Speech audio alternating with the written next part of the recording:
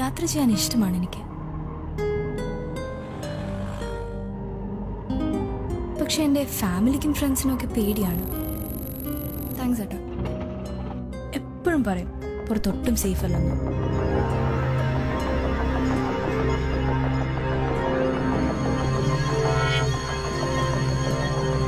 അത് സത്യമാകരുതെന്ന് ഞാൻ ഒരുപാട് ആഗ്രഹിച്ചിട്ടുണ്ട്.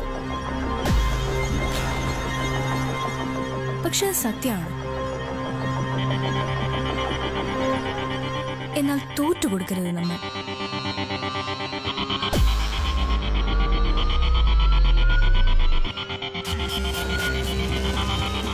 സഹായിക്കാൻ ഇപ്പോൾ ആളുണ്ട്.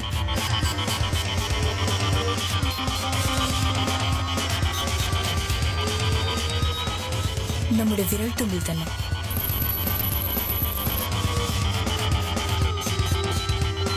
Trivandrum is safe now.